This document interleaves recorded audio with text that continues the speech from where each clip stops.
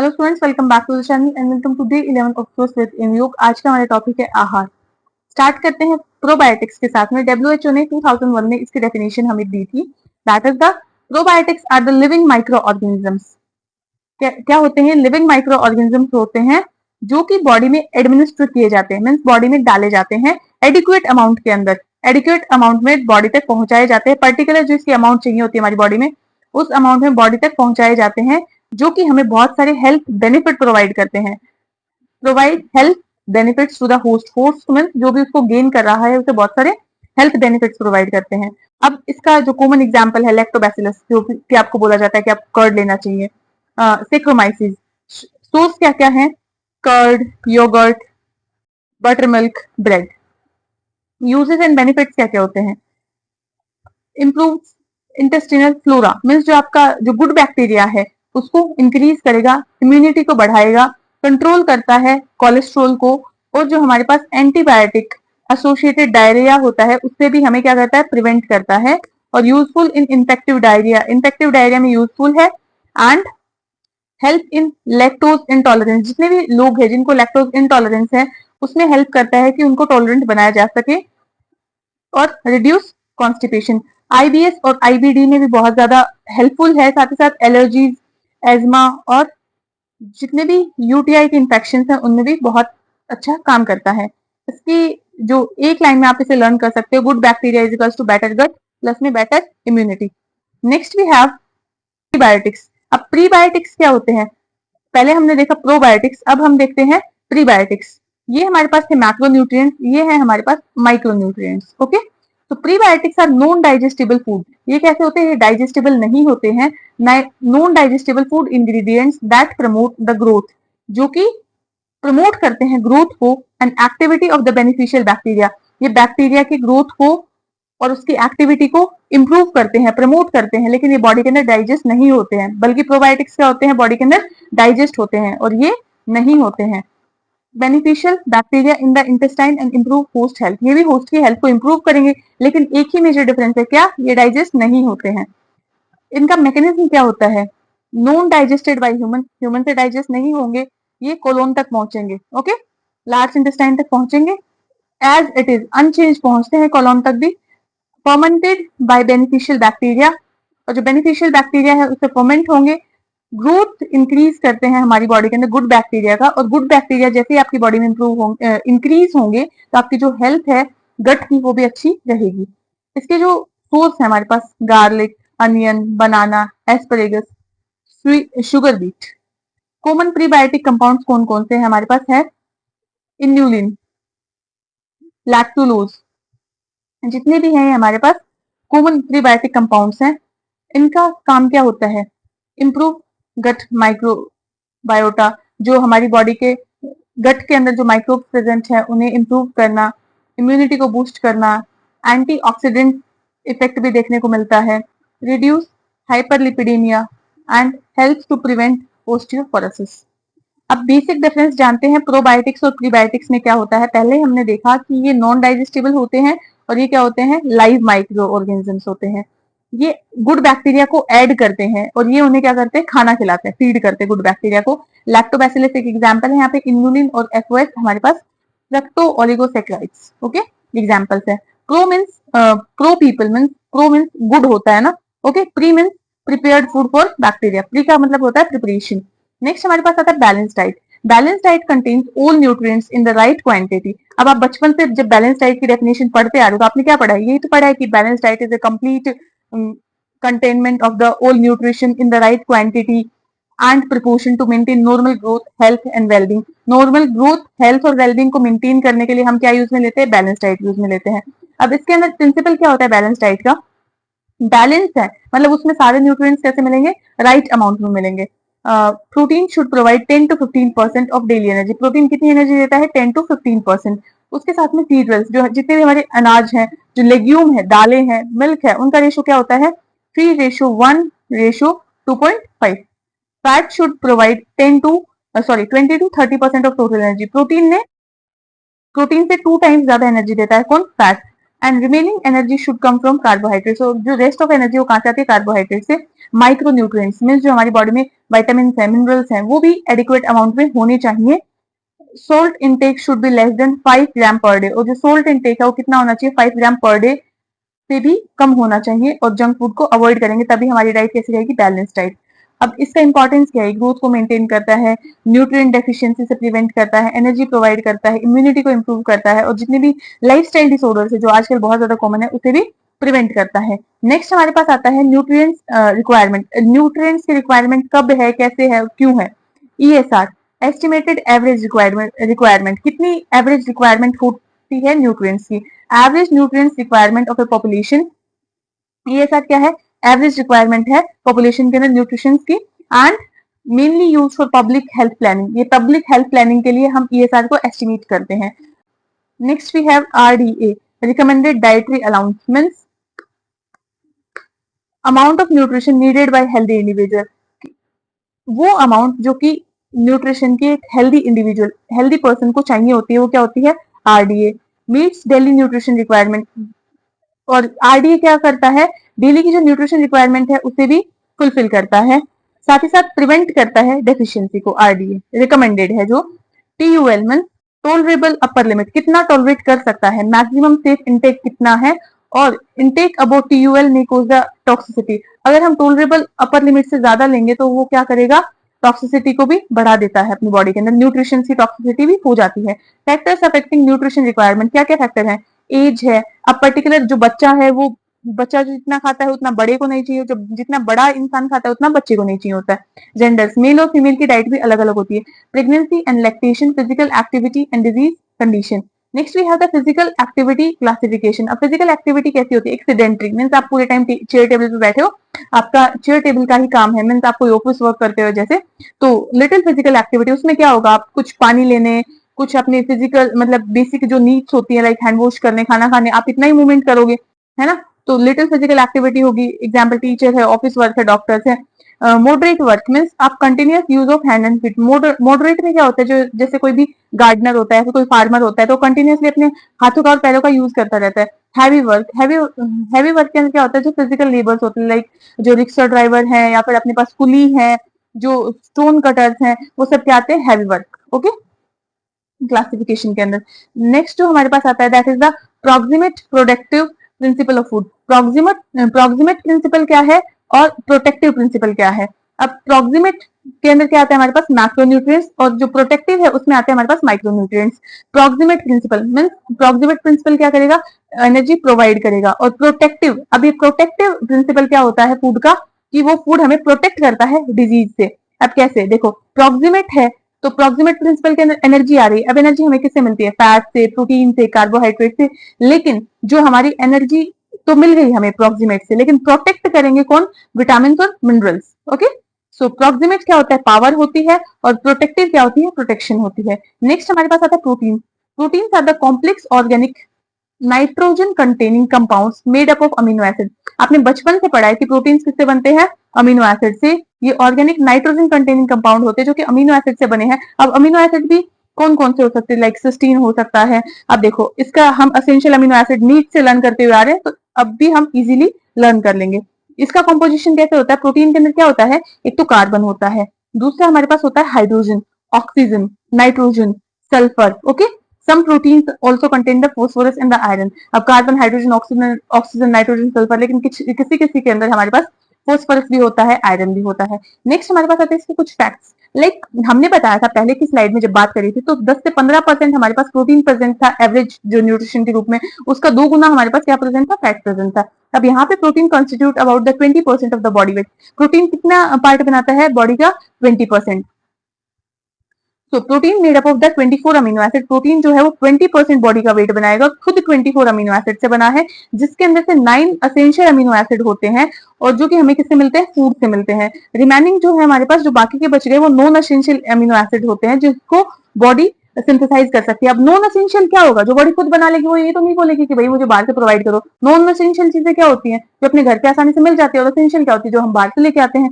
तो असेंशियल क्या होते हैं? जो हमें बाहर से लेने पड़ते हैं। तो असेंशियल कितने हमारे पास? 9 है। ओके, 9 चीजें असेंशियल है। अब हम उसको क्या उसकी ट्रिक से लर्न करेंगे, लिटिल एमपीवी TH। ओके, तो आपने नीट के टाइम पे अलग अलग ट्रिक्स लर्न करी होगी, बट एक ट्रिक ये भी हो सकती है, lysine, isoleucine, threonine, tryptophan, leucine, methionine, valine, phenylalanine and histidine. ये है हमारे पास इसकी ट्रिक। तो नेक्स्ट हमारे पास आता है complete protein and incomplete protein. Complete क्या होता है, इनकम्प्लीट क्या होता है? कंप्लीट मींस जिसके अंदर सारे एसेंशियल अमीनो एसिड है वो पर्टिकुलर अमाउंट के अंदर प्रेजेंट है। किसके अंदर प्रेजेंट है? एग के अंदर, मिल्क के अंदर, मीट के अंदर। इनकम्प्लीट क्या है? जिसके अंदर एक या फिर उससे ज्यादा एसेंशियल अमीनो एसिड की कमी है। वो बहुत सारे प्रोटीन प्लांट्स उसके एग्जाम्पल हो सकते हैं, कुछ पल्सेस भी उसके एग्जाम्पल हो सकते हैं, दालें। अब फंक्शन क्या होता है प्रोटीन का? पी से प्रोटीन, और पी से ही हम क्या लर्न करेंगे, इसके सारे फंक्शंस। लाइक जो प्राइमरी फंक्शन है इसका, पी से प्रोटीन, पी से प्राइमरी फंक्शन क्या होता है? बिल्डअप और ग्रोथ का फंक्शन होता है। प्राइमरी इसका रिपेयर का, मेंटेन का फंक्शन होता है। ऑस्मोटिक प्रेशर, पी से प्रोटीन, पी से प्रेशर भी मेंटेन करता है। ये एंटीबायोटिक, एंजाइम, हार्मोन, आपने देखा होगा बहुत सारे हार्मोन अपनी बॉडी के अंदर प्रोटीनेशियस होते हैं, एंजाइम्स प्रोटीनेशियस होते हैं, हीमोग्लोबिन एंड प्लाज्मा प्रोटीन्स को ये फॉर्मेशन करता है। अब ये क्या करता है, ये 4 किलो कैलोरी पर ग्राम की एनर्जी प्रोवाइड करता है बॉडी के अंदर। अब हमारे पास क्या क्या सोर्स है प्रोटीन के? देखो, कुछ एनिमल सोर्स होते हैं, कुछ वेजिटेबल सोर्स होते हैं। एनिमल सोर्स कौन कौन से? मिल्क है, एग है, फिश है, मीट है, चीज है। तभी तो कोई भी जिम में जाता है तो उसे क्या बोला जाता है? आप प्रोटीन रिच डाइट लो। प्रोटीन में उसे रिकमेंड किया जाता है एग लो, मीट लो, मिल्क लो, चीज लो। ओके, नेक्स्ट हमारे पास आता है वेजिटेबल सोर्सेज। वेजिटेबल आपको पता है कि जो भी नॉनवेज नहीं खाता है तो उसे क्या बोला जाता है? आपको प्रोटीन डाइट चाहिए तो आप पल्सेस खाओ, बहुत सारी दालें खाओ, सीरियल्स खाओ, बीन्स, फलियां, nuts or the oil seeds. Okay, like sesame seeds. Mixing cereals plus pulses improve the protein quality. Next we have assessment of protein quality. अब हम कैसे असेस करेंगे कि भाई प्रोटीन कैसी क्वालिटी का है?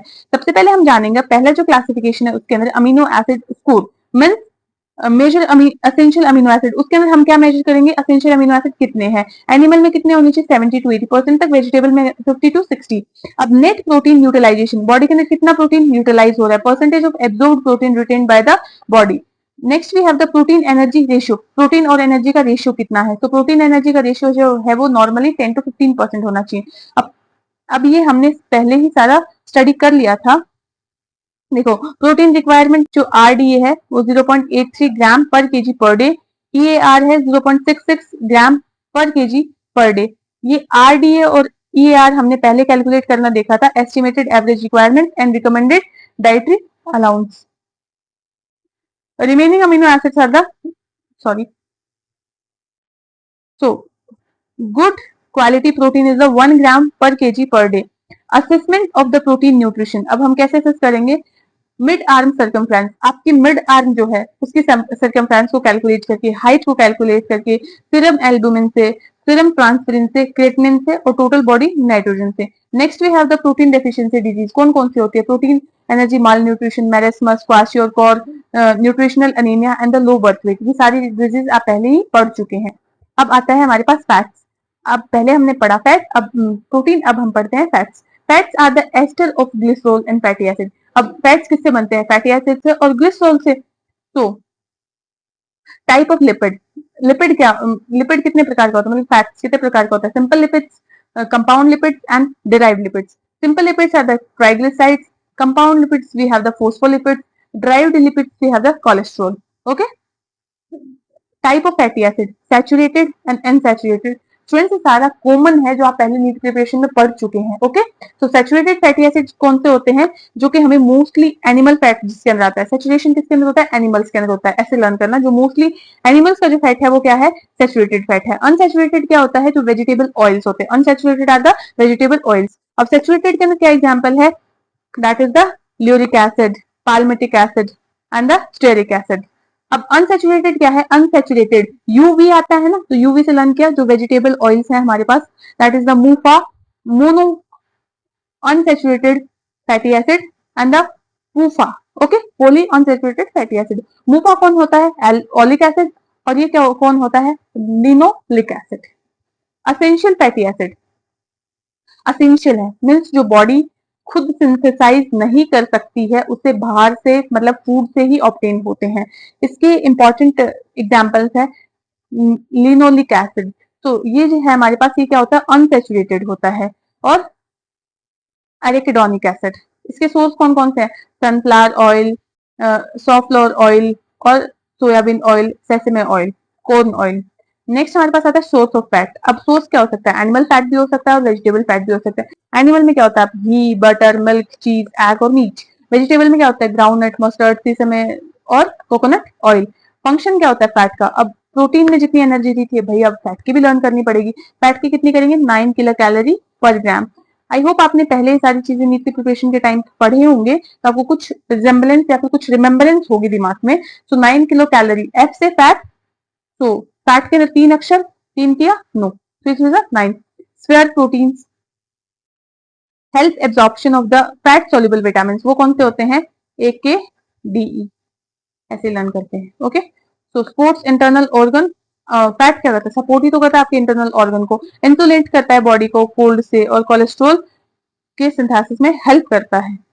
रिकमेंडेड फैट इंटेक कितना होता है? विजिबल फैट जो है कुकिंग ऑयल के अंदर, visible fat means cooking oil, should be limited to the 20 to 50 gram per person per day, depending on age and the physical activity पे डिपेंड करता है कि कितना इंटेक करना चाहिए, कितना नहीं। Fat and disease, essential fatty acid disease कौन सी हमारे पास? टोड स्किन, मीन उसकी स्किन जो है वो काफी टोड जो होता है हमारे पास उस जैसी हो जाती है।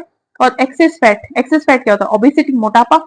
High saturated fat, coronary heart disease. और हाई फैट इंटेक के अंदर क्या हो सकता है?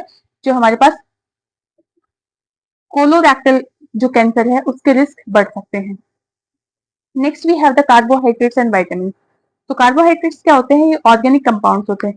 कार्बन क्या होता है? एक ऑर्गेनिक कंपाउंड होता है, तो उस कार्बन वर्ड से ऐसे सोचो कि कार्बन से बना है कार्बोहाइड्रेट, जो ऑर्गेनिक कंपाउंड होता है जिसके अंदर बेसिकली कार्बन होता है, हाइड्रोजन होता है और ऑक्सीजन होता है। ये मेन सोर्स होते हैं बॉडी का एनर्जी का, एनर्जी का बॉडी के लिए। ओके, ये मेन सोर्स होते हैं हमारे पास एनर्जी का। टाइप्स में हमारे पास आता है monosaccharides, disaccharides and polysaccharides. Monosaccharides क्या होते हैं? मोनो जिसके अंदर एक ही चेन होती है, सिंपल शुगर्स होते हैं। Simplest form can not be hydrolyse further, इनका फर्दर ब्रेकडाउन नहीं हो सकता है। Glucose, fructose, galactose. डाइसैकेराइड्स क्या होते हैं? जो कि दो मोनोसैकेराइड से बने हैं, दो मोनो से बना है एक डाई। ओके, तो इसके अंदर सुक्रोज, लैक्टोज और माल्टोज, इनका सबका आपने क्लासिफिकेशन याद किया होगा। सुक्रोज के अंदर ग्लूकोज प्लस फ्रक्टोज होता है। Okay, so polysaccharides we have the poly, मतलब बहुत सारे कार्बोहाइड्रेट्स जिसके अंदर एक लॉन्ग चेन होती है ग्लूकोज की, स्टार्च, ग्लाइकोजन, सेलुलोज। सोर्स क्या होते हैं कार्बोहाइड्रेट्स का? Rice, wheat, potato, bread, sugar. Functions क्या होते हैं?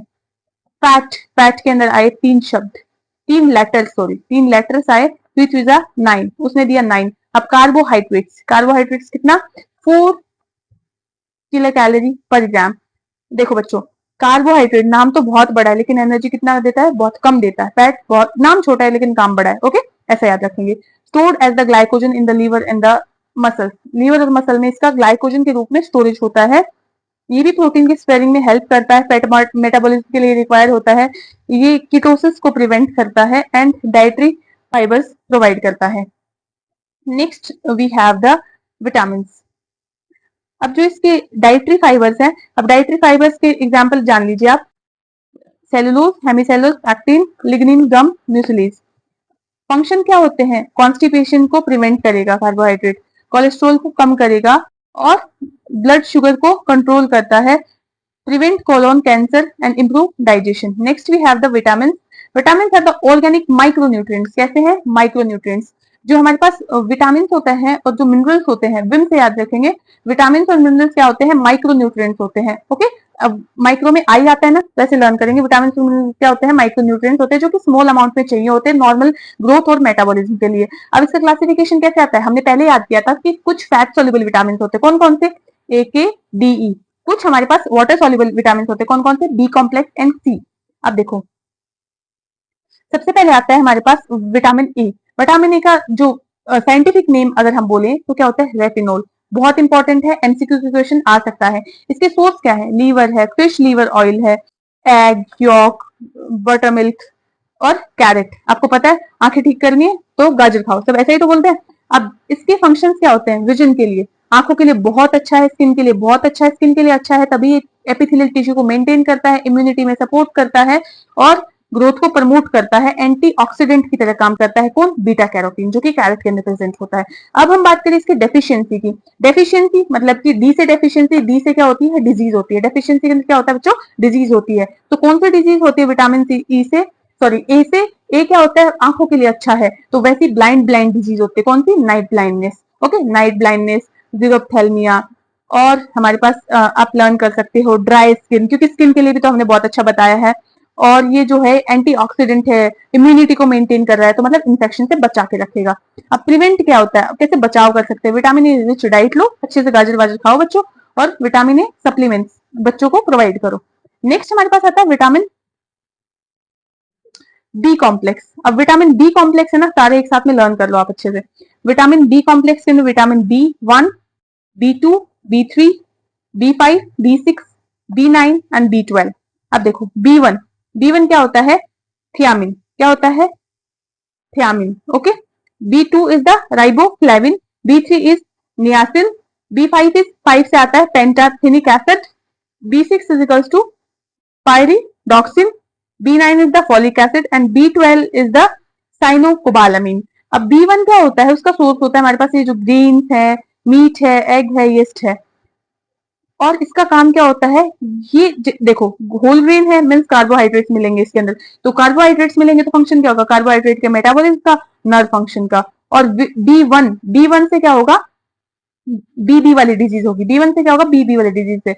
अब वो B1 है, फर्स्ट आया तो कुछ ज्यादा बीबी करता है, मतलब बेरी बेरी डिजीज होगा। बेरी बेरी डिजीज के अंदर क्या होता है कि वेट और ड्राई इनफेंटाइल बेरी बेरी, ये सारी डिजीज आपको देखने को मिलती है। INH isoniazid patient need vitamin B6 supplements. अब हमारे पास आता है B2। B2 mean B2 is the 2R, B2R। Okay, B2R ऐसे लर्न करेंगे। B2R is the riboflavin. तो उसका सोर्स हमारे पास है milk, egg, liver, green vegetables. Function क्या होता है? एनर्जी प्रोडक्शन का काम होता है। ओके, और हेल्दी स्किन मेंटेन करता है। साथ ही साथ डिजीज कौन कौन सी हो सकती है? एंगुलर स्टोमेटाइटिस मीन्स स्टमक का इन्फ्लामेशन हो सकता है। ग्लोसोआइटिस मीन्स जो टंग है उसका इन्फ्लामेशन हो सकता है।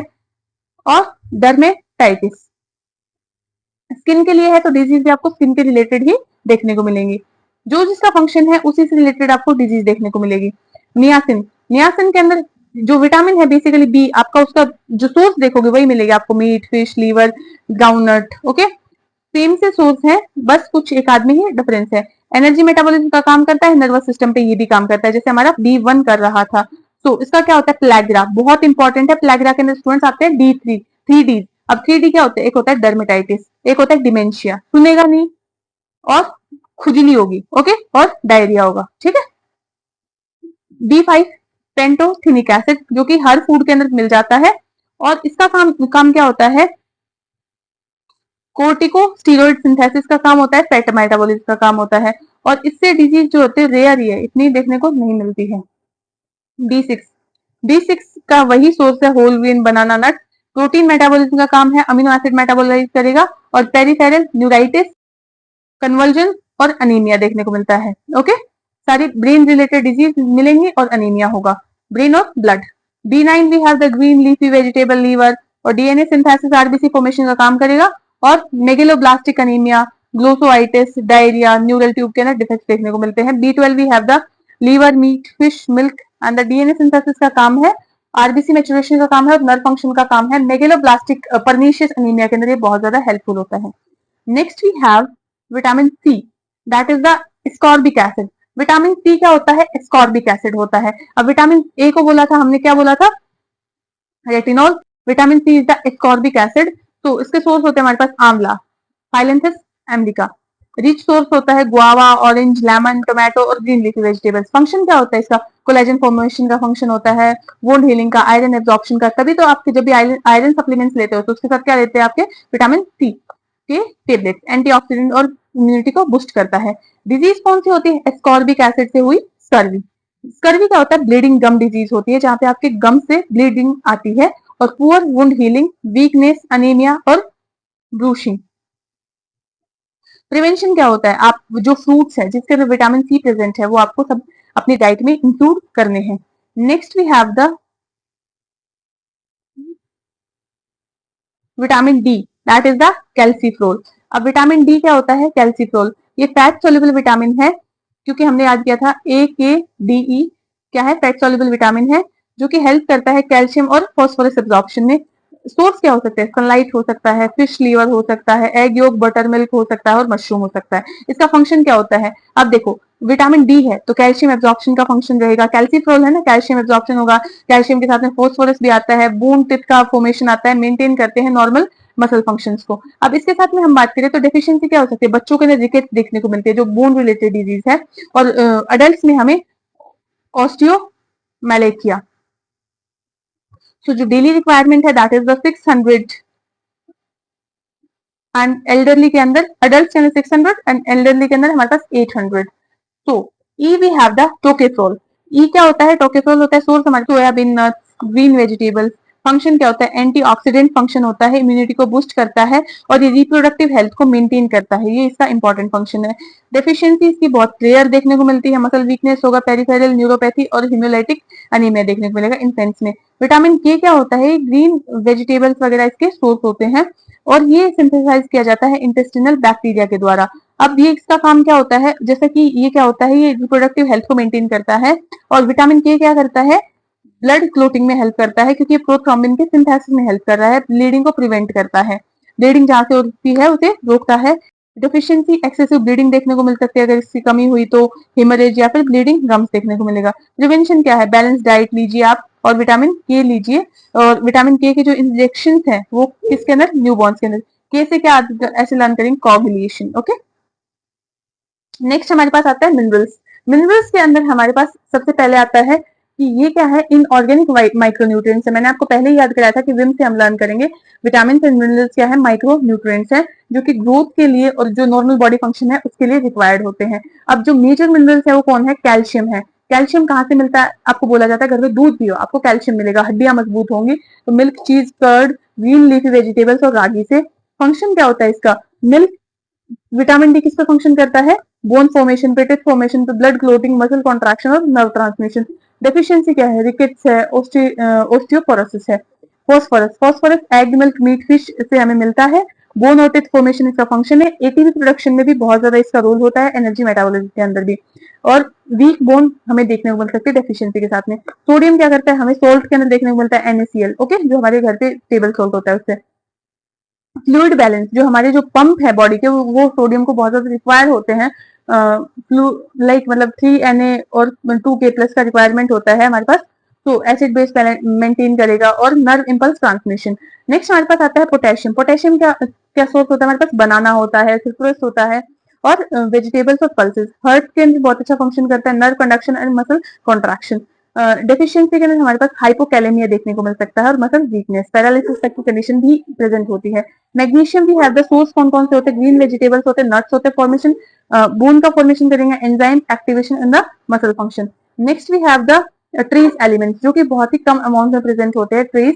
तो ये थे हमारे पास मेजर मिनरल्स। अब है हमारे पास ट्रेस एलिमेंट्स। ट्रेस के लिए सबसे पहले हमारे पास आता है आयरन। कौन आता है? आयरन।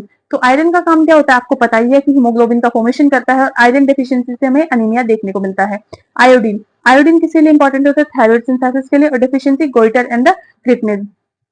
क्रिटनेस क्या होता है? मेंटल रिटार्डेशन होता है बेसिकली बच्चों के अंदर। फ्लोराइड से हमारे पास strong teeth and the dental caries, dental जितनी भी बीमारी है वो सब कुछ फ्लोराइड की वजह से हो सकती है।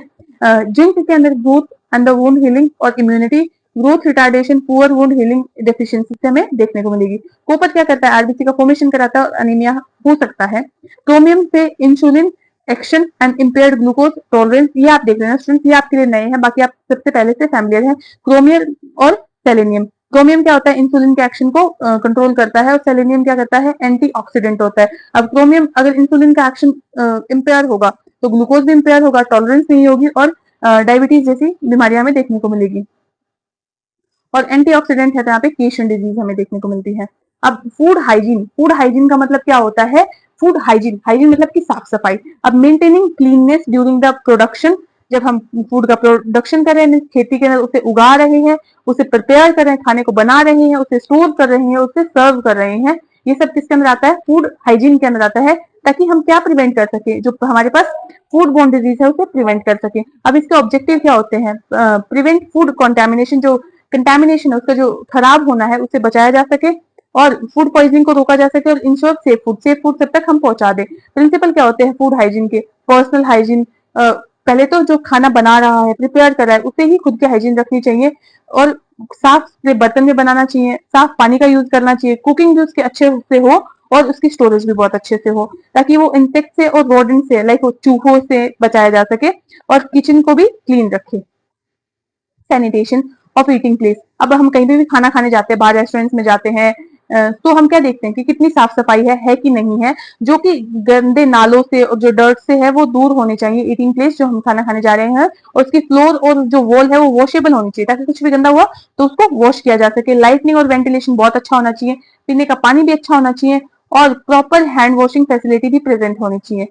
Proper storage for the cooked and the raw material, cooking और रॉ मटेरियल के लिए अलग अलग सेपरेट स्टोरेज होनी चाहिए। डस्टबिन कवर्ड होने चाहिए और डेली गार्बेज का डिस्पोज होना चाहिए। पेस्ट कंट्रोल और क्लीन टॉयलेट्स भी पास में होने चाहिए।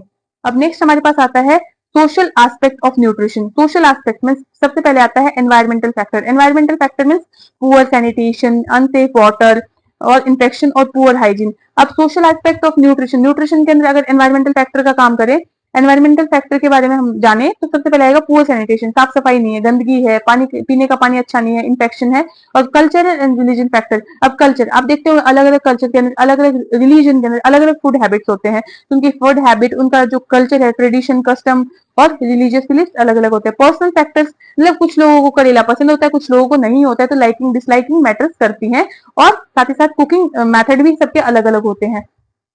सोशियो इकोनॉमिक फैक्टर, अब देखो स्टूडेंट्स, इसमें पुअर्टी है, इलिटरेसी है, लार्ज फैमिली साइज है, लेक ऑफ न्यूट्रिशन नॉलेज है। अब जो सोशियो इकोनॉमिक फैक्टर लाइक कोई पुअर है तो प्रॉपर न्यूट्रिशन वाली डाइट, बैलेंस डाइट नहीं ले पाता, इलिटरेट है तो उसे नॉलेज ही नहीं है, लार्ज फैमिली है तो वो सबके अंदर इक्वल न्यूट्रिशन का डिस्ट्रीब्यूशन नहीं हो पाता है। Health service mean health service में हम क्या इंक्लूड कर सकते हैं? न्यूट्रिशन एजुकेशन को इंक्लूड कर सकते हैं, सप्लीमेंट प्रोग्राम को इंक्लूड कर सकते हैं और डिजीज प्रिवेंशन के जितने भी प्रोग्राम्स है उन्हें हम इंक्लूड कर सकते हैं। नेक्स्ट हमारे पास आता है फूड प्रिजर्वेशन। अब फूड प्रिजर्वेशन, प्रिजर्व मतलब कि उसे कुछ समय के लिए खराब होने से बचाना। अब कैसे करेंगे? The food preservation is the process of preventing food spoilage by controlling the micro organisms and enzymes to increase shelf life. अब देखो हम फूड की शेल्फ लाइफ को इंक्रीज करेंगे जिससे कोई भी उसके अंदर micro organism, bacteria, virus, fungus का ग्रोथ ना हो और उसको खराब होने से बच जाए।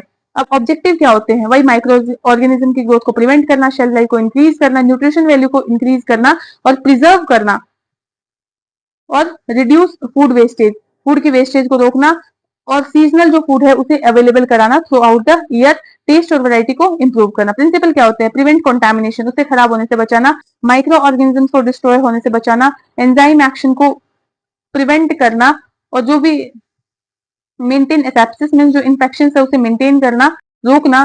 प्रॉपर पैकेजिंग होनी चाहिए स्टोरेज से पहले। नेक्स्ट हमारे पास आता है मेथड्स ऑफ फूड प्रिजर्वेशन। अब दो मेथड है हमारे पास, एक होता है बैक्टीरियोस्टैटिक। स्टैटिक मतलब कि स्टार्ट कर दिया, उसे रोक दिया वहीं पे, तो प्रिवेंट कर दी बैक्टीरियल ग्रोथ को। एक होता है बैक्टीरियोसिडल, मींस सिडल मतलब साइड कर दिया, मतलब उसे मार दिया। अब बैक्टीरियोस्टैटिक कैसे हो सकता है? हम उसे डिहाइड्रेशन, ड्राइंग की प्रोसेस कर सकते हैं, रेफ्रिजरेटर्स का यूज कर सकते हैं और सॉल्टिंग, शुगरिंग और केमिकल प्रिजर्वेटिव्स का हम यूज कर सकते हैं। Chemical preservatives like benzoic acid, sodium benzoate. और बैक्टीरियोसिडल मतलब मार के उसे साइड कर दिया, तो कैसे साइड कर सकते हैं? मिल्क से, मिल्क को हम क्या कर सकते हैं? पास्चराइजेशन में जो हीटिंग है, दूध उबालना basically. Smoke, smoking meat and the fish.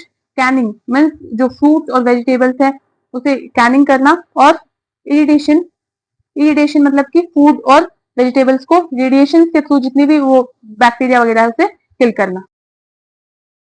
Next हमारे पास आता है फूड हैंडलर्स। अब फूड हैंडलर्स में जो भी शेफ है या फिर जो कुक है जो सर्व कर रहा है वो फूड को हैंडल करना। Like a food handler is any person who prepare, जो खाना पकाता है, प्रिपेयर करता है, सर्व करता है, उसे स्टोर करता है और जो खाने को बेच रहा है वो होते हैं हमारे पास फूड हैंडलर। अब हम उसके अंदर क्या पर्सनल हाइजीन देख सकते हैं? भाई अपने हाथ धो साबुन से और अपने नेल्स है उसके कट होने चाहिए, शॉर्ट होने चाहिए, क्लीन और क्लीन एप्रन पहनो आप, और जो हेयर है वो कैप के साथ में कवर्ड होने चाहिए।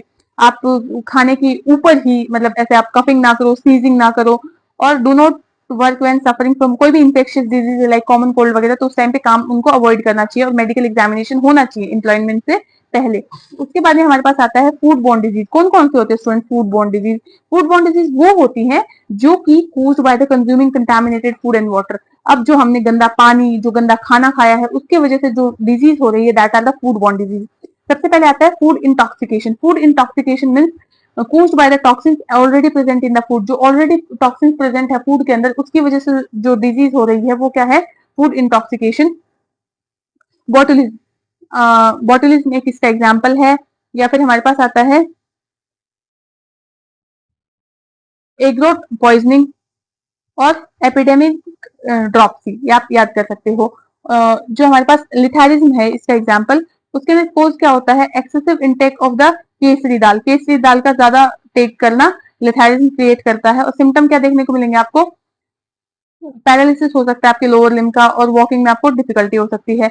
एपिडेमिक ड्रॉपसी के अंदर क्या होता है? एपिडेमिक ड्रॉपसी के अंदर जो एक्जिमोन ऑयल है उसे मिक्स कर दिया जाता है मस्टर्ड ऑयल के साथ में, तो पैरों में सूजन हो सकता है, डायरिया हो सकता है, या फिर आपको सांस ठीक से नहीं आएगा, हार्ट फेलियर जैसी सीवियर कंडीशन भी देखने को मिलती है। नेक्स्ट हमारे पास आता है aflatoxin. Aflatoxin produced by the Aspergillus fungus. Aspergillus के द्वारा बनाया जाता है। इसके इफेक्ट हमारे क्या हो सकते हैं? पॉइजन होता है बेसिकली, का टाइप ऑफ टॉक्सिन है तो पॉइजन टाइप का होता है। लिवर डिजीज, लिवर कैंसर भी कोज कर सकता है। फूड इन्फेक्शन, अब फूड इन्फेक्शन के अंदर बैक्टीरियल हो सकता है, वायरल हो सकता है और पैरासिटिक हो सकता है। बैक्टीरियल के अंदर टाइफॉइड, कॉलेरा, फूड पॉइजनिंग, और वायरल के अंदर हेपेटाइटिस ए और enteritis. Parasitic we have the amoebiasis, ascariasis and the taeniasis.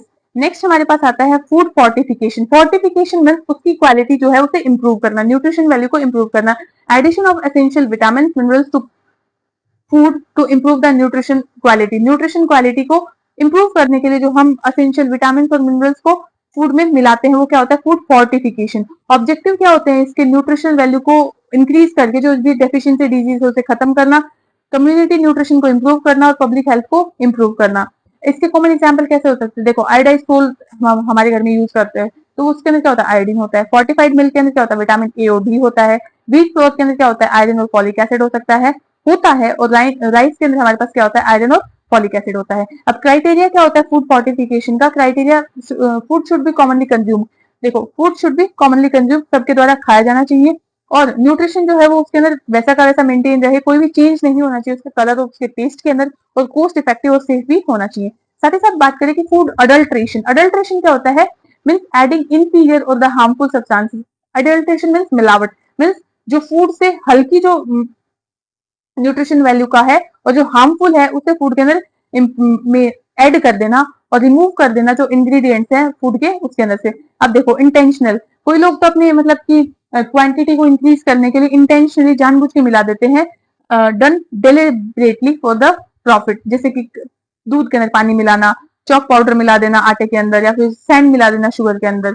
और इंसिडेंशियल, इंसिडेंशियल मतलब कि गलती से हो गया, इंसिडेंट की वजह से हो गया, कोई भी एक्सीडेंट की वजह से हो गया, प्रोसेसिंग और स्टोरेज के टाइम पे, लाइक पेस्टिसाइड रह गया गलती से, कोई इंसेक्ट पार्ट रह गया, और metallic contamination means presence of harmful matter, like उसके अंदर कुछ भी लेड, मर्करी, आर्सेनिक जैसे सब्सटेंसेस प्रेजेंट है। अब कॉमन अडल्ट्रेंट्स कौन कौन से होते हैं? मिल्क के अंदर हम क्या क्या मिला सकते हैं? पानी मिला सकते हैं, स्टार्च, यूरिया, डिटर्जेंट मिला सकते हैं। और फूड जैसे कि हमारे पास घी आता है तो वनस्पति घी मिला सकते हैं। Honey, sugar syrup, glucose, sugar के अंदर चॉक पाउडर, सॉल्ट के अंदर चॉक पाउडर, कॉमन सॉल्ट मिला सकते हैं। ये सब चीजें आप एक बार देख लीजिएगा पीडीएफ जो मैं आपको प्रोवाइड करूँ तो। नेक्स्ट हमारे पास आता है इंपॉर्टेंट हाउस होल्ड टेस्ट। अब हम क्या करेंगे? मिल्क प्लस में आयोडीन लेंगे, 2 से 3 ड्रॉप हम आयोडीन की डालेंगे मिल्क के अंदर। अगर ब्लू कलर आ गया तो उसके अंदर क्या प्रेजेंट है? स्टार्च। ये बहुत इंपॉर्टेंट है। स्टार्च के लिए हमारे पास कौन सा कलर आएगा? Blue colour. और मिल्क प्लस में लेदर टेस्ट। अब हम क्या करेंगे? मिल्क को टेस्ट ट्यूब के अंदर शेक करेंगे, अगर उसके अंदर लेदर जो झाग है वो बन गए तो उसके अंदर क्या प्रेजेंट है? डिटर्जेंट प्रेजेंट है। आपको पता है जब आप अपने क्लोथ्स की क्लीनिंग करते हो तो आप डिटर्जेंट जब पानी में डालते हो तो क्या बन जाते हैं? झाग बन जाते हैं, लेदर्स बन जाते हैं। अब टर्मरिक, टर्मरिक के अंदर क्या होता है? टर्मरिक हम पानी के अंदर डालेंगे, अगर वो जल्दी से फैल गई तो वो क्या पता लगेगा कि भाई ये आर्टिफिशियल है। और हनी टेस्ट, हनी टेस्ट क्या होता है? लाइक आपने एक कॉटन विक को हनी के अंदर डिप किया है ना, फिर उसे जला दिया, फिर हम उसके अंदर क्या करते हैं? अगर वो हनी विदाउट क्रैकिंग साउंड के बर्न हो रहा है तो हम पता चलेगा कि वो कैसा हनी है? प्योर हनी है। अगर मस्टर्ड ऑयल के अंदर हमने आजीमोन ऑयल मिलाया है तो वो एपिडेमिक ड्रॉप से भी कर सकता है, ये हमने पहले ही पढ़ लिया। आयोडाइज सोल्ट के अंदर क्या होता है, अगर हमने उसके अंदर फ्यू सॉल्ट मिला दी स्टार्च सॉल्यूशन की, अगर वो ब्लू कलर का हो गया तो उसके अंदर क्या प्रेजेंट है, आयोडीन प्रेजेंट है। ओके, नेक्स्ट हमारे पास आता है मिल्क हाइजीन। अब मिल्क हाइजीन आप कैसे मेंटेन कर सकते हो? Milk hygiene means clean, safe, disease free milk ला सकते हो आप कंजप्शन के लिए। अब उसका कंपोजिशन क्या होता है? मिल्क का प्रोटीन होता है, फैट्स होता है, sugar, vitamin and the minerals. अब प्रोटीन कौन से होते हैं? कैशिन प्रोटीन होता है, लैक्ट एल्ब्यूमिन होता है, लैक्ट ग्लोबुलिन होता है। फैट वेरी करता है एनिमल और एनिमल टू एनिमल, मीन्स काऊ का जो मिल्क है उसमें कम फैट होता है और बुफैलो के मिल्क में ज्यादा फैट होता है। ओके, और लैक्टोज मीन्स मिल्क शुगर जो है वो कितनी है। विटामिन जो होते हैं बेसिकली ए और डी प्रेजेंट होते हैं, बी कॉम्प्लेक्स भी होते हैं, और minerals calcium, phosphorus and potassium. Nutrition value के अंदर क्या होता है? न्यूट्रिशन वैल्यू क्या करता है? फूड को कंप्लीट करता है, मीन एक प्रॉपर डाइट के बैलेंस डाइट में इसका इंक्लूड होता है। रिच सोर्स होता है किसका? कैल्शियम का, प्रोटीन का, हेल्प करता है ग्रोथ और बोन फॉर्मेशन में। Sorry. Next we have measures of the clean and safe milk. अब हम कैसे क्लीन सेफ मिल्क को मेंटेन कर सकते हैं, क्या क्या मेजर्स हमें लेने चाहिए इसके लिए? Animal should be healthy. सबसे पहले तो वही चीज, एनिमल से आप दूध ले रही हैं वो कैसा होना चाहिए? हेल्दी होना चाहिए। जो कैटल हर्ड है वो क्लीन होना चाहिए। जो कैटल शेड है, सॉरी, जहाँ पे वो रहते हैं वो क्या होना चाहिए? क्लीन होना चाहिए। यूटेंसिल्स, जो साफ बर्तन है वो भी साफ सुथरे होने चाहिए, क्लीन पानी का यूज करना चाहिए। पर्सनल हाइजीन मेंटेन करनी चाहिए, जो भी दूध को निकाल रहा है, और दूध निकालते ही इमीडिएटली उसे बिलो 10 डिग्री पे सेट कर देना चाहिए टेम्परेचर में। Next we have pasteurisation of milk. Pasteurisation means heat से उसके बैक्टीरिया को, जो हार्मफुल बैक्टीरिया है उसे किल करना। तो इसके में हमारे पास 3 मेथड आते हैं। होल्डर मेथड, 63 डिग्री टेम्परेचर होना चाहिए, 30 मिनट के लिए हमें उसे बॉईल करना है। HTST 72 डिग्री एंड 15 सेकेंड्स के लिए। UHT 135 to 150 degree Celsius and 1 से 2 सेकंड के लिए हमें इसे बॉईल करना है। एडवांटेज क्या होता है इसका? ये बैक्टीरिया को, जो डिजीज कोजिंग उसे किल कर देगा। जो शेल्फ लाइफ है, मीन जो दूध 2 दिन पहले खराब होने वाला दूध 2 दिन बाद खराब होगा, और न्यूट्रिशन वैल्यू को इंक्रीज मेंटेन करता है। अब मिथाइल ब्लू रिडक्शन टेस्ट क्या होता है? अब हम इसके अंदर, इसका जो पर्पज होता है वो क्या होता है? चेक करना कि मिल्क के अंदर बैक्टीरिया है कि नहीं है, क्वालिटी कैसी है। ओके, अब प्रिंसिपल क्या होता है इसका? Longer time for the blue colour to disappear. जितना ज्यादा टाइम लगेगा डिसअपियर होने में, नीले कलर को सफेद तक होने में, तो उतना बेटर क्वालिटी का हमारे पास मिल्क होगा। और गुड क्वालिटी का मिल्क क्या होता है? जिसके अंदर ब्लू कलर डिसअपियर हो जाता है 5 से 8 घंटे के अंदर 33 डिग्री सेल्सियस पे। Meat hygiene, ensure meat is safe. Meat hygiene मतलब मीट सेफ होना चाहिए, फ्री होना चाहिए डिजीज से। मीट बोर्न डिजीज कौन कौन से होते हैं? एंथ्रेक्स होता है, tuberculosis, taeniasis. Good quality meat के अंदर हमारे पास क्या देखने को मिलेगा? पिंक और डीप पर्पल कलर का होगा, फर्म और इलास्टिक होगा, कोई बैड स्मेल नहीं आएगी, ना ही वो स्लाइमी होगा, ना ही वो, सिर्फ वो शाइनी फैट होगा। Okay, slither house requirement. Slither house में जहाँ पे एनिमल्स को कट वगैरह किया जाता है वो रेजिडेंशियल एरिया से दूर होना चाहिए, क्लीन होना चाहिए, हाइजीनिक होना चाहिए, सेफ वाटर सप्लाई होना चाहिए, फ्लाई प्रूफ स्टोरेज में वहां पे कोई मक्खी मच्छर नहीं होना चाहिए, प्रॉपर ड्रेनेज होना चाहिए, और जो वेटनरी जो पशु है उनका इंस्पेक्शन चलते रहना चाहिए। मीट इंस्पेक्शन के अंदर क्या आता है? एंटी मॉर्टम इंस्पेक्शन और post mortem inspection. Anti mortem mean before slaughtering, और ये होता है आफ्टर स्लदरिंग, मीन मरने से पहले उसमें क्या होना चाहिए? ये एंटी मॉर्टम इंस्पेक्शन उसके स्लदर करने से, मतलब उसे काटने से पहले का जो चीजें हैं, उसे स्लदर करने से पहले की जो चीजें हैं उसे के अंदर आता है, और इससे पता चलता है कौन सी डिजीज है, नहीं है, और प्रिवेंशन भी किया जाता है। ये स्लदरिंग के बाद में किया जाता है। ये ऑर्गन के लिए किया, ऑर्गन का एग्जामिन होता है, एग्जामिनेशन होता है बेसिकली, और रिमूव करता है डिजीज को। ओके, मीट इंस्पेक्शन पॉइंट के क्या होता है कि एनिमल जिससे आप स्लदरिंग कर रहे हो, जिसको आप मीट यूज में ले रहे हो, हेल्दी होना चाहिए, ट्रांसपोर्ट इन हाइजीनिक कंडीशन में उसे ट्रांसपोर्ट किया जाना चाहिए, और मिल्क को हमें 10 डिग्री सेल्सियस पे मेंटेन करना था, स्टोर करना था इसको 4 डिग्री सेल्सियस से भी नीचे, और अच्छे से पका हुआ मीट को ही यूज करना है। ब्राइट आईज, रेड गिल्स और फर्म फ्लैश और स्किल इंटेक्ट वाली मछली को यूज करना है। नेक्स्ट हमारे पास आता है डायबिटीज मेलाइटस टेस्ट। अब इसके ऑब्जेक्टिव्स क्या क्या होते हैं? ये बॉडी वेट को मेंटेन करता है, कंट्रोल करता है ब्लड ग्लूकोज का, प्रिवेंट करता है कॉम्प्लिकेशंस को, और जो न्यूट्रिशन रिक्वायरमेंट है उसे भी मेंटेन करता है। अब डाइटरी प्रिंसिपल क्या होते हैं? एनर्जी कितनी होनी चाहिए? बॉडी वेट के अकॉर्डिंग होनी चाहिए। कार्बोहाइड्रेट 50 टू 55% होनी चाहिए टोटल कैलोरीज के, और रिफाइंड शुगर को अवॉइड करना है। उसके बाद में हमारे पास आता है प्रोटीन अकॉर्डिंग टू RDA, जो हमारा अलाउंस वाला क्राइटेरिया था उसके अकॉर्डिंग प्रोटीन हमें यूज करने हैं। फैट क्या होती है? सैचुरेटेड फैट यूज नहीं करनी है, सिर्फ vegetable oil mean unsaturated fat को यूज करना है। फाइबर इंटेक बढ़ा हुआ होना चाहिए। अब फूड रिकमेंडेड, अब हम डायबिटीज में क्या क्या खिला सकते हैं भाई, हम उसे राइस खिला, सॉरी वीट खिला सकते हैं, ओट्स खिला सकते हैं, मिल्क खिला सकते हैं, पल्सेस, सारी पल्सेस। और आटा कैसा यूज करना है, जो फ्लोर है हमारे पास वो आटा प्लस में बेसन, ओके, वीट प्लस में ग्राम का फ्लोर हमें यूज करना है। और जो वेजिटेबल्स है ग्रीन लीफी वेजिटेबल होने चाहिए, cabbage, pumpkin, bean, fruit, apple, guava, orange और जामुन बेनिफिशियल होते हैं। जामुन तो बहुत ज्यादा लाभदायक है। फूड टू अवॉइड, शुगर है उसे यूज नहीं करना, honey, jaggery, soft drink, cake, chocolate, fried food को अवॉइड करना है। अब नेक्स्ट हमारे पास क्या आता है, दैट इज द ओबेसिटी, स्थूल्यता। So excessive accumulation of the fat causing the health problem, जो भी एक्सेसिव फैट का एक्यूमुलेशन है जिस वजह से बॉडी के अंदर हेल्थ प्रॉब्लम हो रही है वो क्या होती है, ओबेसिटी होती है। अब हम इसे कैसे मैनेज कर सकते हैं, ग्रेजुअल वेट रिडक्शन से, या फिर आइडियल बॉडी वेट को मेंटेन करके, हार्ट डिजीज और डायबिटीज को प्रिवेंट करके। ओबेसिटी को रिड्यूस करने के लिए हम क्या यूज करेंगे, प्रोटीन रिच डाइट लेंगे, फाइबर रिच डाइट लेंगे, green leafy vegetable rich diet होगी, होल ग्रेन और fruit with the less sugar. लेकिन इसके अंदर क्या होगा, रिड्यूस करना है तो टोटल कैलोरीज, शुगर और फैट, फ्राइड फूड को और घी और बटर को और बेकरी प्रोडक्ट्स को अवॉइड करना होता है। नेक्स्ट हमारे पास आता है कोरोनरी हार्ट डिजीज। अब कोरोनरी हार्ट डिजीज आप पहले से पढ़ चुके हो, पैथोलॉजी में भी आपने स्टडी करी होगी। कोरोनरी हार्ट डिजीज क्या होती है, नैरोइंग होता है, ब्लॉकेज होता है किसके अंदर, कोरोनरी आर्टरी के अंदर, ड्यू टू आर्थेरियोस्क्लेरोसिस की वजह से। अब इसका प्रिंसिपल क्या होता है, मेंटेन करता है ब्लड कोलेस्ट्रॉल को, प्रिवेंट करता है complications like angina, myocardial infarction और हार्ट फेलियर को। न्यूट्रिशन मॉडिफिकेशन के अंदर क्या आता है हमारे पास, energy intake according to ideal body weight, और जो विजिबल फैट है वो 10 से 15 ग्राम पर डे होना चाहिए। Restricted saturated fat and cholesterol, give adequate vitamin and the minerals. Dietary modification हम क्या क्या कर सकते हैं, उसकी जो फैट इनटेक है उसे रिड्यूस कर सकते हैं, फैट के जो फूड है उसे रिड्यूस कर सकते हैं, शुगर और स्वीट्स को रिड्यूस करना है, और जो होल ग्रेन है, जो सीरियल्स है, जो रिफाइंड सीरियल्स है उसे ही प्रेफर करना है, वही देना है खाने को। ज्यादा से ज्यादा पल्सेस खाओ, ज्यादा से ज्यादा वेजिटेबल और फ्रूट्स खाओ, और अल्कोहल और स्मोकिंग को अवॉइड करना है। उसके बाद में हमारे पास आता है सोडियम रिस्ट्रिक्शन। अब सोडियम रिस्ट्रिक्शन के अंदर सोल्ट का इंटेक है वो हमारे पास 2 से 5 ग्राम पर डे होना चाहिए, डिपेंड अपॉन कंडीशन की, कैसी कंडीशन है हार्ट की उस अकॉर्डिंग से। कोई भी एक्स्ट्रा सोल्ट हमें यूज नहीं करना है कुक्ड फूड के अंदर, और जो हमारा पिकल है, जो अचार है, पापड़ है, सॉसेस है, उसे यूज नहीं करना है फास्ट फूड को भी। और dietary approach to stop the hypertension, क्या क्या कर सकते हैं हम डाइट से के थ्रू ही कैसे कर सकते हैं, होल ग्रेन का यूज लो, फैट फ्री आप भोजन करो, लो फैट वाला भोजन करो, और eat fruit, vegetable, bean and the nuts, limit saturated fat and reduce sodium.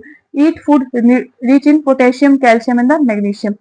Next topic we have acid peptic disorder, APD. Group of disease caused by excess acid secretion or reduced mucosal defense. It means acid. तो इसमें क्या होगा कि acid का secretion बहुत ज्यादा होगा। Acid ज्यादा सिक्रीट होगा तो किसको अफेक्ट करेगा, स्टमक की म्यूकोसा को। तो म्यूकोसा जो है वो भी डिस्ट्रॉय होती रहेगी। इसके एग्जाम्पल आपको देखने को मिलेंगे, GERD, गैस्ट्रिटाइटिस एंड जो अल्सर्स है आपके स्टमक के, वो आपके गैस्ट्रिक के भी हो सकते हैं और साथ ही साथ ड्यूडनल के भी हो सकते हैं। ओके, तो नेक्स्ट वी हैव, इसमें इंपॉर्टेंट जो है वो है Meckel's diverticulum ulcer. Next we have dietary principles, हम इसमें क्या क्या डाइट ले सकते हैं। देखो, एसिड बढ़ रहा है और मिकोसा हो रही है कम, तो हम कौन सी डाइट लेंगे, जो मिकोसा को प्रोटेक्ट करेगा, डाइजेशन को इंप्रूव करेगा और पेन से बचाएगा। ओके, सो इसके लिए हम एडिक्वेट न्यूट्रिशन लेते हैं। नेक्स्ट हमारे पास आता है आयुर्वेद आहार। अब आयुर्वेद आहार जो है वो हमारे पास, इसके इंपॉर्टेंट पॉइंट है जो फसाई है, FSSAI नोटिफाइड आयुर्वेदा आहार रेगुलेशन इन 2022। 2022 में उसने आयुर्वेदा आहार रेगुलेशन को नोटिफाई किया था, जिसमें उसने क्या कहा था, Ayurvedic food should follow Ayurvedic principle. जो आयुर्वेदिक फूड है उसे आयुर्वेदिक प्रिंसिपल तो फॉलो करने चाहिए, साथ ही साथ उसने क्या फॉलो करना चाहिए, फसाई स्टैंडर्ड्स भी। तो हमारे पास है food safety and standard act 2006। कब आया था, 2006 में आया था, जिसको स्टेब्लिश किया था किसने, फूड सेफ्टी और स्टैंडर्ड एक्ट को स्टेब्लिश किया था 2006 में फसई के द्वारा। Okay, food safety and standard authority of India. Main function क्या होता है इसका, फ्रेम करना फूड सेफ्टी और स्टैंडर्ड को, रेगुलेट करना उसकी मैन्युफैक्चरिंग को, मैन्युफैक्चर किया है तो स्टोर भी करेंगे, स्टोर किया है तो डिस्ट्रीब्यूशन भी होगा, और उसका इंपोर्ट और एक्सपोर्ट को। Safety specify limit of additive and contaminants. आप कोई भी कुरकुरा या फिर जो चिप्स का पैकेट है आप लेते हो तो उसमें आप क्या देखते हो कि उसके जो कंटेंट्स है वो कैसे हैं, कितने अमाउंट में उसमें एडिटिव्स डाले गए हैं, कितने अमाउंट में उसमें कंटेमिनेंट्स डाले गए हैं। ओके, सो दीज आर सब पॉइंट्स जो फंक्शन होता है फसाई का। Next point we have dietary supplements जो डाइट के अंदर हमें इंक्लूड करने चाहिए. Dietary supplements are the product intended to supplement the diet by providing nutrition और अदर बेनिफिशियल सब्सटेंसेस. अब जो डाइटरी सप्लीमेंट्स है हम उसे डाइट में क्यों ऐड करते हैं, ताकि वो प्रोवाइड कर सके बहुत सारी न्यूट्रिशन के जो बेनिफिट्स हैं. तो, इसका जो फॉर्म है आप उसे कैसे कैसे ले सकते हो, आप उसे कैप्सूल ले सकते हो, टेबलेट, पिल्स और द पाउडर्स.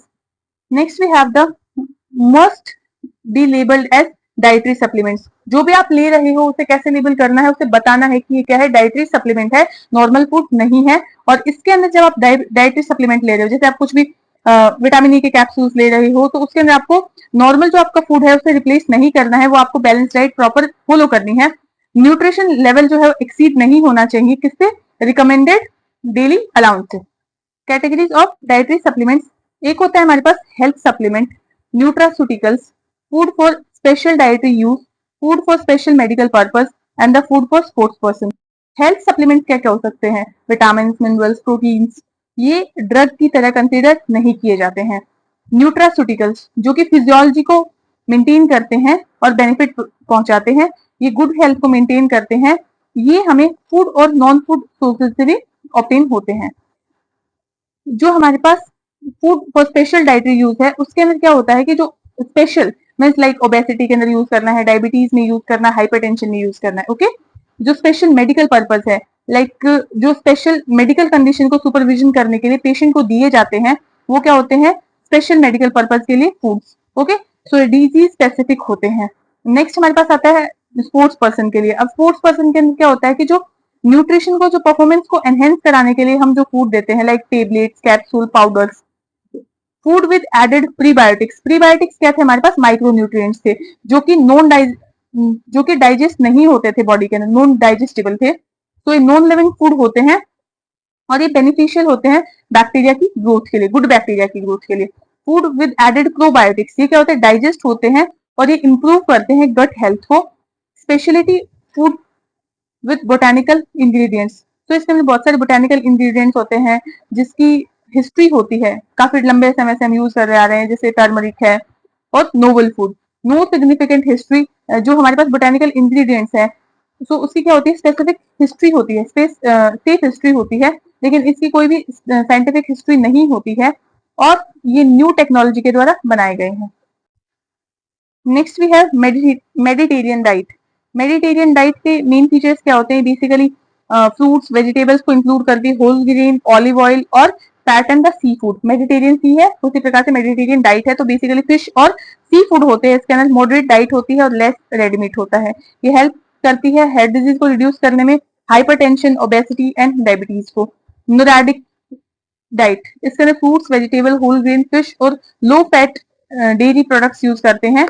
और साथ ही साथ इसके अंदर हम अवॉइड करते हैं शुगर ड्रिंक्स को, प्रोसेस फूड को और रिफाइंड फूड को. Ketogenic diet. Ketogenic diet means जिसके अंदर बहुत ज्यादा फैट होता है, मॉडरेट प्रोटीन होता है और लो कार्बोहाइड्रेट होता है. अब आपको कीटोन से लगेगा कि प्रोटीन बहुत ज्यादा, लेकिन कीटोजेनिक डाइट में आप ऑर्डर लर्न करेंगे कि फैट सबसे ज्यादा है, फिर हमारे पास आता है प्रोटीन, फिर आता है हमारे पास कार्बोहाइड्रेट. ओके, एफपीसी से लर्न करेंगे. यूज क्या होता है, एपिलेप्सी को ठीक करता है, ये एल्जाइमर्स डिजीज में इसे यूज किया जाता है, ऑटिज्म में और ओबेसिटी में. मैकेनिज्म क्या होता है, ये कीटोन बॉडीज को प्रोड्यूस करता है बॉडी के अंदर instead of glucose. Ketone body जो है वो उससे एनर्जी पहुंचाता है, ना कि ग्लूकोज से. ग्लूकोज क्या होता है, इंस्टेंट सोर्स ऑफ एनर्जी होता है, बट कीटोन बॉडीज क्या होता है, लॉन्ग टाइम तक यूज किए जा सकते हैं. साइड इफेक्ट हो सकते हैं nausea, vomiting, hypoglycaemia, constipation, kidney stone तक हमें देखने को मिल सकता है. Mind diet. अब माइंड डाइट में जो आपके ब्रेन के लिए अच्छा है, whole grain, green leafy vegetable, other vegetable, berries, beans, nuts और moderate wine. Diet discourage, butter, cheese, fried food, fast food use नहीं करना चाहिए. बेनिफिट क्या होता है, एल्जाइमर्स डिजीज और जो डिमेंशिया है, जो भूलने की बीमारी होते ठीक करता है. प्लांट बेस्ड वेजिटेरियन डाइट क्या है, lacto vegetarian, ओवो vegetarian, lacto ओवो vegetarian, vegan और फ्लेक्सिटेरियन, ये सब आपको प्लांट बेस्ड डाइट के अंदर आता है. Advantage of vegetarian diet. Advantage क्या होते हैं वेजिटेरियन डाइट का, वेजिटेरियन है तो इजी टू डाइजेस्ट है, फाइबर बहुत ज्यादा है, विटामिन सी बहुत ज्यादा है, ओबेसिटी, डायबिटीज, हाइपरटेंशन है और इकोनॉमिकली भी बेनिफिशियल है. डिसएडवांटेज क्या हो सकता है, इसमें विटामिन B12 नहीं होता है. क्या नहीं होता है, विटामिन B12 नहीं होता है, डी नहीं होता है और lower bio availability of the iron and calcium means जो एब्जॉर्प्शन है, जो ब्लड वेसल्स तक जाने की जो क्षमता है वो कम होती है, और प्रोटीन क्वालिटी में भी lower. Advantage of non vegetarian diet, इसके अंदर नॉन वेजिटेरियन डाइट के अंदर आपके पास विटामिन B12 होता है, डी भी होता है, आयरन कैल्शियम विटामिन ए, और कंप्लीट प्रोटीनेशियस डाइट होती है। नॉन वेजिटेरियन जो है डिसएडवांटेज मीन्स एक्सपेंसिव होता है, हाई सैचुरेटेड फैट और इंक्रीज LDL कोलेस्ट्रॉल, और high risk of obesity, hypertension, her disease तक प्रेजेंट रहती है। ऑर्गेनिक फूड क्या होते हैं, जो कि बिना फर्टिलाइजर्स के द्वारा बनाए जाते हैं, बिना पेस्टिसाइड्स के द्वारा बनाए जाते हैं, ये एनवायरमेंटल फ्रेंडली होते हैं और सॉइल फर्टिलिटी को मेंटेन करते हैं। अब कौन कौन सी अथॉरिटीज हैं, एक फसाई है हमारे पास जो स्टैंडर्ड मेंटेन करती है ऑर्गेनिक फूड का, एक हमारे पास APEDA है जो कि सर्टिफिकेशन और प्रमोशन करती है ऑर्गेनिक प्रोडक्ट्स का। Next point we have genetically modified food, GM food क्या होते हैं, जिसको जेनेटिकली इंजीनियरिंग के द्वारा, जेनेटिक इंजीनियरिंग के द्वारा उसके जीन्स को मॉडिफाई किया जा सकता है ताकि हम फूड के क्वालिटी को इंप्रूव कर सके, यील्ड को इंप्रूव कर सके। ये आपने 12th क्लास में एग्जाम्पल पढ़ा होगा इसका, GM कॉटन, सोयाबीन्स, कॉर्न और शुगर बीट। एडवांटेज क्या होते हैं इसके, हाई यील्ड मिलेगा, अच्छी खेती होगी, इसकी यील्ड अच्छा होगा, न्यूट्रिशन वैल्यू अच्छी होगी, हमें कोई भी पेस्ट या फिर डिजीज रेजिस्टेंस यूज नहीं करना है, शेल्फ लाइफ भी काफी लंबी होती है, पेस्टिसाइड का यूज भी बहुत कम हो जाता है जब हम GM क्रॉप्स का यूज करते हैं, और ये ड्रॉट टॉलरेंस होते हैं। ओके, मीन्स पानी की कमी में भी ये अच्छे से उग जाते हैं। अब हमारे पास डीमेरिट्स क्या है, एलर्जीज करते हैं, एनवायरमेंटल कंसर्न और biodiversity loss, long term health effect और भी देखने को मिलते हैं। कुछ एंटीबायोटिक्स भी है, इनके यूज से क्या हो जाती है, रेजिस्टेंस हो जाती है, मीन्स वो बॉडी पे काम करना बंद कर देती है। इन्फ्लामेटरी फूड क्या होते हैं, जो कि इन्फ्लामेशन को इंक्रीज करते हैं, like cookies, cakes, sweets, red meat, hot dogs and processed meat. Disease associated, अब इन्फ्लामेटरी फूड के साथ में आपको obesity, diabetes, cardiovascular disease, fatty liver और द एल्जाइमर्स डिजीज, ये सब आपको देखने को मिलता है। Slow and the fast food, slow and the fast food, slow food क्या होता है, फास्ट फूड क्या होता है, फास्ट फूड क्या होता है, हाईली प्रोसेस्ड फूड होता है, मतलब हाईली उसके अंदर ऑयल वगैरह का यूज किया जाता है, फैट बहुत ज्यादा होगा, शुगर, सॉल्ट, सब कुछ बहुत ज्यादा होता है, न्यूट्रिशन वैल्यू सबसे कम होती है। इसका एग्जाम्पल है pizza, burger, French fries, noodles. लेकिन स्लो फूड क्या होता है, जो कि फ्रेश, लोकल और ट्रेडिशनल फूड होता है, ये न्यूट्रिशियस वैल्यू उसकी बहुत ज्यादा होती है और इको फ्रेंडली भी बहुत अच्छा होता है, और एनकरेज हेल्दी ईटिंग हैबिट्स को भी मेंटेन करता है। कुकिंग प्रोसेस एंड हेल्थ, अब मोइस्ट हीट मेथड और ड्राई हीट मेथड दो आते हैं। मोइस्ट हीट के अंदर हम क्या करेंगे, मोइस्ट मतलब कि वाटर का यूज हो रहा है, हीट मतलब टेम्परेचर का यूज हो रहा है, बॉइलिंग करेंगे, शिमरिंग करेंगे, स्टीमिंग और ब्लैंचिंग। और ड्राई हीट मेथड के अंदर बेकिंग, रोस्टिंग, ग्रिलिंग, फ्राइंग हम यूज कर सकते हैं। Next we have fermented food, fermented food is produced by beneficial micro organisms like curd, idli, dosa, cheese हम यूज करेंगे। बेनिफिट्स क्या है इसका, इंप्रूव करेंगे डाइजेशन को, प्रीबायोटिक बैक्टीरिया को इंप्रूव करता है, और प्रोबायोटिक बैक्टीरिया को इंप्रूव करता है, सॉरी, बेटर न्यूट्रिशन और एब्जॉर्प्शन होता है इसका, इम्यूनिटी को इंप्रूव करता है, शेल्फ लाइफ को भी इंप्रूव करता है। Next we have the healthiest method, healthy क्या कर सकते हैं हम, जो खाना हेल्दी बनाएंगे तो उसके लिए हमें डीप फ्राई नहीं करना है, एक्सेसिव रोस्टिंग भी नहीं करनी है, स्टीमिंग और बॉइलिंग और प्रेशर कुकिंग का यूज करो और बेकिंग का। ओके, उसके बाद में हमारे पास आता है न्यूट्रीजीनोमिक्स। अब न्यूट्रीजीनोमिक्स क्या है, study of interaction between the genes and the nutrition, nutri means nutrition और जीनोमिक मीन्स जीन, दोनों के बीच के इंटरेक्शन की स्टडी को न्यूट्रीजीनोमिक्स कहा जाता है। ये एक्सप्लेन करता है कि कैसे ये जो फूड है, डाइट है, इफेक्ट करेगा जीन एक्सप्रेशन को। ये इंपॉर्टेंट इसकी है हमारे पास पर्सनलाइज्ड न्यूट्रिशन में, डिजीज प्रिवेंशन में, बेटर ट्रीटमेंट प्लानिंग में और प्रिसीजन मेडिसिन के अंदर। Next we have the human genome project, HGP। ये इंटरनेशनल साइंटिफिक प्रोजेक्ट होता है, 2003 में कंप्लीट हुआ था। इसके अंदर मैप एंटायर जो ह्यूमन जीनोम था उसकी मैपिंग की गई थी, आइडेंटिफाई करता है ये डिजीज रिलेटेड जीन्स को। Okay, next we have genomics. Genomics क्या होता है, जीनोमिक्स मींस जीन्स की complete study, the complete genome, whole gene of the organism, study of the complete gene. Okay, understand करेंगे जीन और उसके फंक्शन और उसके डिजीज को। Next we have genetics. Genetics क्या होता है, ये हेरिडिटी और इनहेरिटेंस की स्टडी होती है, ये इंडिविजुअल जीन पे फोकस करती है। Next we have the Ayurveda and nutrigenomics, और न्यूट्रीजीनोमिक्स को हम क्या बोलते हैं, आयोजीनोमिक्स। ये कंबाइन होता है आयुर्वेदा का मॉडर्न जीनोमिक्स के साथ में। इसमें हम स्टडी करते हैं उसकी प्रकृति, वात पित्त, कफ को, जीन्स को, और health provide personalize diet and treatment, तो उससे जो पर्सनलाइज उसकी प्रकृति के अकॉर्डिंग डाइट प्लान बना करके उसके ट्रीटमेंट को प्रोसीड करते हैं। तो आज के वीडियो में इतना ही। अगर आपको वीडियो पसंद आया हो तो please like, share, subscribe my YouTube channel.